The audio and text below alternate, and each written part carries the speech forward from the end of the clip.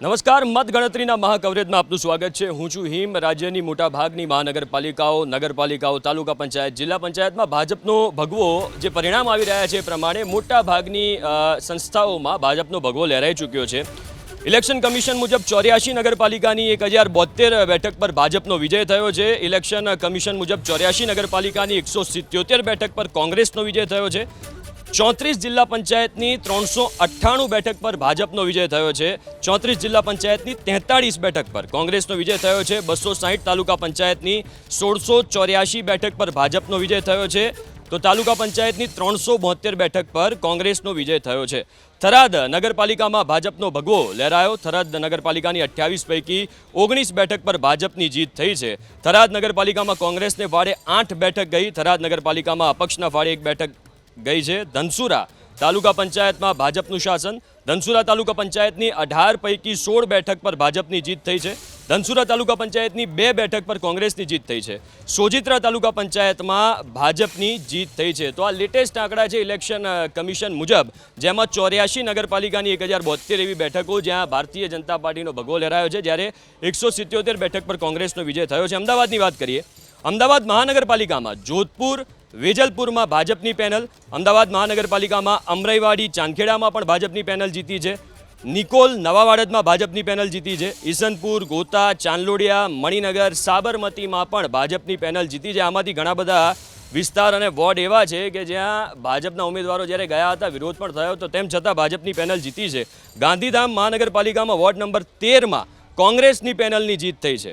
જૂનાગઢની કેશોદ તાલુકા પંચાયતમાં ભાજપને 6 બેઠક, કેશોદ તાલુકા પંચાયતની 2 બેઠક પર કોંગ્રેસનો વિજય થયો છે અને 1 પર આમ આદમી પાર્ટીનો વિજય થયો છે। જામનગર મહાનગરપાલિકાના વોર્ડ નંબર 1, 2, 5, 6, 9, 10, 11, 13, 14 અને 15માં ભાજપની પેનલ બની છે। તો લેટેસ્ટ આંકડા ઇલેક્શન કમિશનના એ પ્રમાણે હાલ મોટા ભાગની તમે સીટો જોઈ તાલુકા પંચાયતની અને નગરપાલિકાની, જે રિઝલ્ટ આવ્યું છે એ પ્રમાણે એમાં ભારતીય જનતા પાર્ટીની જીત થઈ છે। અમદાવાદની આપણે વાત કરીએ। અમદાવાદ, ભૂષણભાઈ, અમદાવાદ આમ તો મોટા ભાગની તમે જો મહાનગરપાલિકા નવી જૂની ભારતીય જનતા પાર્ટી જીતી રહી છે, તાલુકા પંચાયત, જિલ્લા પંચાયત। અમદાવાદ પૂર્વમાં જે પરિણામો આવ્યા છે એનાથી તમે સંતુષ્ટ છો? પૂર્વની અંદર જે રીતે પશ્ચિમનો વિકાસ થયો ને, આઝાદી પછી ખારીકટ કેનાલનું પહેલા ફેઝનું ને બીજા ફેઝનું કામ ક્યારેય કોઈને વિચાર નહોતો આવ્યો। અનેક વર્ષો સુધી કોંગ્રેસ આ શહેરમાં શાસન કર્યું। 2000થી 2005માં પણ કોંગ્રેસે શાસન કર્યું, પણ એ ખારીકટ કેનાલનો કોઈને વિચાર ના આવ્યો। ભારતીય જનતા પાર્ટીના શાસનમાં 1300 કરોડ જેવી માતબર રકમ ખર્ચીને પહેલા ફેઝનું, બીજા ફેઝનું કામ પૂરું થયું અને ત્રીજા ફેઝના કામ, આ બધા જ કામો લોકોએ જે લોકોએ ભોગવ્યું હતું ખારીકટ કેનાલથી, આજે જોયું કે એ ખારીકટ કેનાલ ઉપર રોડ બનવાથી એ બધા જ લોકોએ પોતાનો મત એ ભારતીય જનતા પાર્ટીના પૂર્વના લોકોએ મતમાં રૂપાંતરિત કર્યો છે, પ્રેમમાં રૂપાંતરિત કર્યો છે। અને એના કારણે જે ગયા વખતે ક્યાંક કમી રહી જતી હતી એ અહીંયા પૂરી થતી દેખાય છે। ઓલ્ડ અમદાવાદમાં કેટલીક જગ્યાઓ પર કોંગ્રેસની પેનલ જીતી। સામાજિક સમીકરણો જોઈએ તો કોટ વિસ્તારની અંદર દરિયાપુર, શાહપુર, જમાલપુર, ખાડિયા, દાણી લીમડા, આ વિસ્તારોની અંદર એ લઘુમતી સમાજના મત વધારે પડતા હોય અને હિન્દુ સમાજનો મત ઓછા હોય, એવા જ તબક્કાની અંદર પણ જ્યારે લઘુમતી સમાજની અંદર બુલડોઝરનો જવાબ આપો, અસાન ધારાનો જવાબ આપો, આ બધી વાતો સરકાર આપણને અન્યાય કરી રહી છે લઘુમતીઓને, તો એ એવા સંજોગોની અંદર પણ ભારતીય જનતા પાર્ટીના કાર્યકર્તા લોકોની વચ્ચે ગયા અને મત માગ્યા અને મત મળ્યા છે। ગયા વખત કરતાં દરિયાપુરની અંદર આ વખતે વોટ વધારે મળ્યા। એટલે આખી પરિણામ તમે જોવા જાઓ તો ભારતીય જનતા પાર્ટી કોટ વિસ્તારની અંદર પણ સંઘર્ષપૂર્ણ ભારતીય જનતા પાર્ટીનો કાર્યકર્તા જજુમ્યો છે। હિમાંશુભાઈ, જન આક્રોશ રેલી કરી, પ્રદેશ પ્રમુખ અમિત ચાવડાએ, કાર્યકરો જોડાયા, સૌરાષ્ટ્રમાં રેલી કરી, પણ જે પરિણામો આવી રહ્યા છે સંતુષ્ટ છો? ચોક્કસ ના, પરિણામો ગત વખત કરતી તો ઘણા સારા છે। મતની ટકાવારી પણ ગત વખત કરતી તો ઘણી સારી છે, પણ જે ભારતીય જનતા પાર્ટી હમણાં ભૂષણભાઈએ કીધું એમ દરેક વખતે એમનો એક જ મુદ્દા ઉપર ચાલે છે કે હિન્દુ મુસ્લિમ। આ સિવાય ક્યાંય કશું કોઈ પ્રજા માટે એવું કોઈ કામ કે યુવાનો માટે રોજગારી, મહિલાઓ માટે કંઈ રાજસ્થાનમાં રાંધણ ગેસ 500 રૂપિયા મળે ને અહીંયા ગુજરાતમાં 1000 રૂપિયા મળે. આ બધી પોલિસીઓ માત્ર એમના જે હિન્દુ મુસ્લિમનું કોટેડ છે એ જ કામ આવે. માંગીશ એક મહત્વના સમાચાર મોડાસાથી મળી રહ્યા છે. મોડાસા તાલુકા પંચાયતમાં ટાઈ પડી છે. મોડાસા તાલુકા પંચાયતના આ પરિણામ જેમાં ટાઈ પડી છે. ભાજપ કોંગ્રેસ બંનેને 10-10 બેઠક મળી છે. તાલુકા પંચાયતમાં ભાજપ કોંગ્રેસને 10-10 બેઠક મળી છે. મોડાસા તાલુકા પંચાયતમાં ટાઈ પડી. આની પણ પહેલાં પણ એક જગ્યાએ એમાં ટાઈ પડી હતી અને પછી આપ જીત્યા હતા. કેવી રીતે જોઈ રહ્યા છો? કેશોદમાં આવું બન્યું હતું કે બે ઉમેદવારો વચ્ચે ટાઈ પડીને ચિઠ્ઠી ઉછળી, એમાં આમ આદમી પાર્ટી જીતી. આજે મોડાસા એટલે આ છૂટાછવાયા જે છે આશાસ્પદ પરિણામો વિપક્ષના ફાળે જઈ રહ્યા છે. પણ જે હિમાંશુભાઈ કહેતા હતા ને એ ગઈ વખતની ટેલી કરતાં અત્યાર સુધીના જે પરિણામો છે એની અંદર જે બેઠકોની સંખ્યા છે એ કોંગ્રેસની ઘટી રહી છે. એટલે વોટ શેર વધે છે કે શું છે, આમ આદમી પાર્ટીના વોટ તોડવાના કારણે કોંગ્રેસને વધારે નુકસાન થયું છે, આ બધું જ જે છે ટોટલ પરિણામ આવશે ત્યારે ખ્યાલ આવશે. આપને રોકવા માંગીશ. હાર થતાં જ નયનાબા જાડેજા કોંગ્રેસ સંગઠન પર ભડક્યા. અમુક આગેવાનો ઘરમાં જ બેઠા રહ્યા. આ નિવેદન તેમણે આપ્યું છે. નયનાબા જાડેજાએ હારનો ટોપલો સંગઠન પર ઢોળ્યો છે. આ મોટા સમાચાર. રવિન્દ્ર જાડેજાના બહેન નયનાબા જાડેજા સ્ટાર ચહેરો અને એ હાર્યા છે ને એમને હાર થતાં જ તેઓ ભડક્યા છે. નયનાબા જાડેજાએ નિવેદન આપ્યું કે સંગઠનના લોકો બહાર નહીં આવ્યા. તમે આ નિવેદનને કેવી રીતે? જે કોઈ પણ ઉમેદવારની હાર જીત થતી હોય છે, આ નયનાબા જાડેજા ખૂબ સારા પરિવારના છે અને આ વખતે એમને ચૂંટણી પહેલી વખત જ હું જાણું છું ત્યાં સુધી એ લડી રહ્યા હતા અને અમે પણ ચૂંટણીઓ લડીએ. હાર થાય એટલે થોડી વખત એવું લાગે કે તમે બધાએ હરાયો, પણ એ તો લોકશાહીમાં હાર જીત તો ગમે તેકની થવાની જ હોય.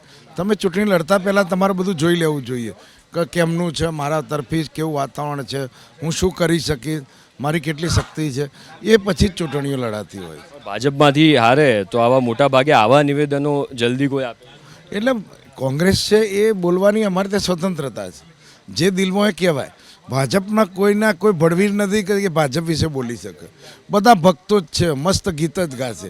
એક બોલાવી લાવો કે એક જણો ભાજપની કોઈ પણ ભૂલ થઈ એની ટીકા કરી શકે એવો એક નેતા લાવો ને મારી જોડે. અને અમારે તો બધા નેતાઓ જ છે અને કોંગ્રેસે નેતાઓ પેદા કરે છે, ભાજપે કાર્યકર બનાવે છે. ભાજપની અંદર પણ જુઓ 50% નેતાઓ કોંગ્રેસના છે. ભાજપમાં કાર્યકરો ભાજપના નંબર 1, હું રેકોર્ડેડ કહું છું, પણ નેતા તો કોંગ્રેસના જ.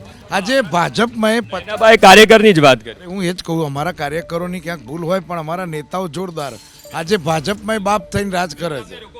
આમોદ નગરપાલિકામાં ભાજપ પાસેથી કોંગ્રેસે સત્તા છીનવી છે. સારા સમાચાર તમારા માટે. આમોદ નગરપાલિકામાં 15 બેઠક પર કોંગ્રેસનો વિજય થયો છે. નયનાબા ભડક્યા, પણ આમોદથી આ તમારા માટે સારા સમાચાર આવ્યા છે.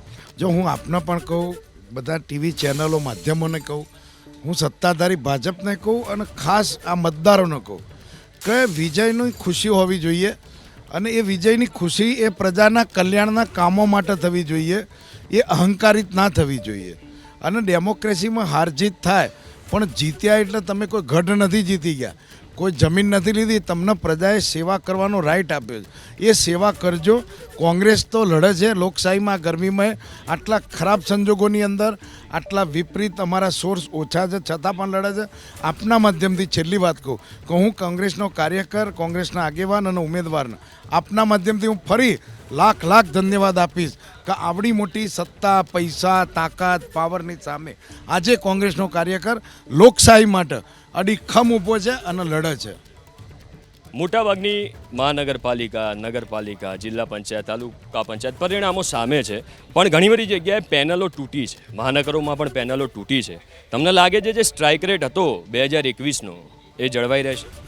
ચોક્કસપણે જળવાઈ રહેશે ને હું તો એવું માનું છું કે એનાથી પણ વધારે સીટો કદાચ ભારતીય જનતા પાર્ટીની તમામ જે ચૂંટણીઓ છે, તાલુકા, જિલ્લા પંચાયત, નગરપાલિકા અને મહાનગરપાલિકા, જે લાસ્ટ ટાઈમ જે સીટો આવી હતી એના કરતાં વધારે સીટો આવવાના અત્યારે જે કંઈ પરિણામો આપને ટીવી ચેનલના માધ્યમથી હું જોઈ રહ્યો છું એ પ્રમાણે મને લાગી રહ્યા છે. ક્યાંક નાની મોટી એકાદ દોકલ, માની લો કે અમે 100 માર્ક મેળવીએ છીએ તો કદાચ વિપક્ષને 6-7 માર્ક મળે છે. એ 6-7 માર્કની પણ ચિંતા ભારતીય જનતા પાર્ટીના અમારા પ્રદેશના અધ્યક્ષ કરશે, આદરણીય મુખ્યમંત્રીશ્રી કરશે, આદરણીય નાયબ મુખ્યમંત્રીશ્રી પણ કરશે. જગદીશભાઈ વિશ્વકર્મા, ભૂપેન્દ્રભાઈ પટેલ અને હર્ષભાઈ સંઘવી પૂરા રાજ્યની અંદર દરેક જનતાને મળવા ગયા છે.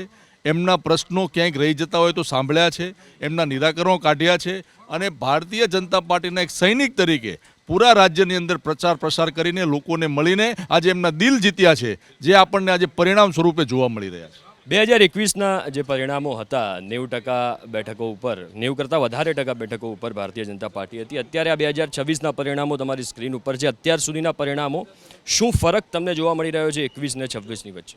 21 અને 26ની અંદર આપણે જોવા જઈએ તો સૌથી પહેલાં તો વોટિંગ પર્સન્ટેજ જે આપણે જોઈ રહ્યા હતા 2 દિવસ પહેલાં કે વોટિંગ જે રીતે ઓછું થઈ રહ્યું હતું પછી જે રીતે ઉછાળો થયો એની અંદર એસઆઈઆરનો આપણો રોલ કીધો હતો કે એસઆઈઆરના કારણે અને અમુક જગ્યા ઉપર જોવા જઈએ કે અમદાવાદની સ્પેસિફિક વાત કરવા જઈએ તો અમુક જે પ્રભાવિત ક્ષેત્રો જે હતા કે જે જગ્યા ઉપર એમના ગઢ ગણાતા હતા, ભારતીય જનતા પાર્ટીના ગઢ હોય કે પછી પ્રદેશ અધ્યક્ષ હોય, એમના જે ઠક્કરનગર વિધાનસભા હોય, બાપુનગર હોય કે નરોડા નિકોલ વિસ્તારની અંદર જોઈએ તો વોટિંગ પર્સન્ટેજ બહુ ઓછું થયું છે. એટલે ક્યાંક ભારતીય જનતા પાર્ટી માટે એક ચિંતાનો વિષય છે કે સત્તા આવી રહી છે, સીટો આવી રહી છે, પણ કેમ આટલું ઓછું વોટિંગ અને જે રીતે વોટિંગ કરવા માટે કેમ બહાર નથી આવી રહ્યા અને જો કદાચ સીટ આવે છે એની અંદર પણ કોંગ્રેસના જે વોટ શેરિંગ કેમ આટલો વધારે?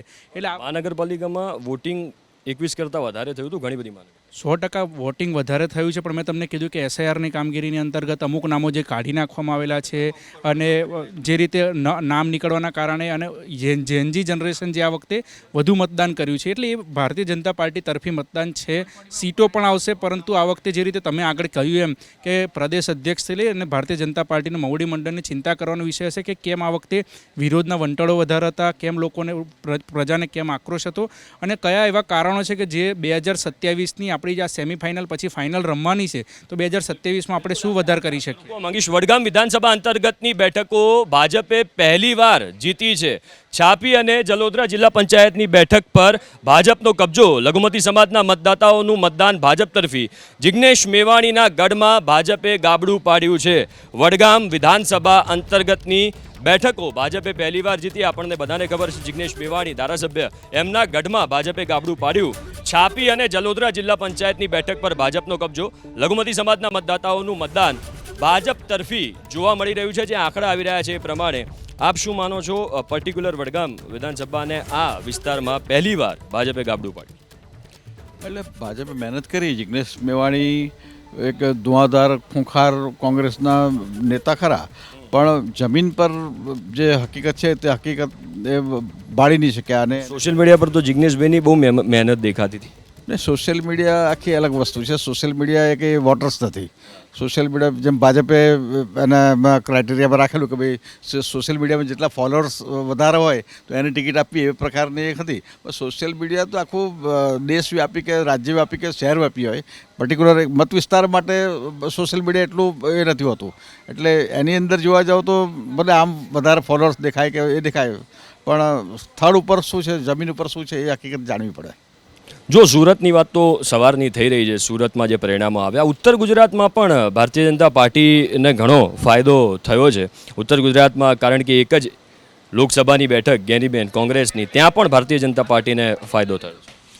ચોક્કસ ઉત્તર ગુજરાતે રાજકારણની દિશાને દશા લગભગ બદલતું હોય છે, પણ આ વખતે આપણે જોયું કે ગેનીબેન જ્યારે એક બેઠક જીત્યા હતા એટલે એનો પહેલેથી ટાર્ગેટ ચાલુ કરવામાં, કારણ કે ભારતીય જનતા પાર્ટીનો એક નિયમ છે કે એક ચૂંટણી પતે એટલે બીજી ચૂંટણીની તૈયારીઓ કરવા માંડતી હોય છે અને એ આ તૈયારીનું પરિણામ છે. કારણ કે આપ જુઓ એને ગેનીબેનને કઈ રીતે ક્યાં કેવી રીતે એમને વેચવા, સ્થાનિક પ્રશ્નો અથવા તો ગેનીબેન ક્યાં જઈને શું પ્રવચન આપે છે એના પર વોચ રાખીને નેગેટિવ પ્રવચનો અથવા તો એની સામે તરત જ અસરકારક રીતે ભાજપ એનો પ્રતિસાદ આપતું હતું.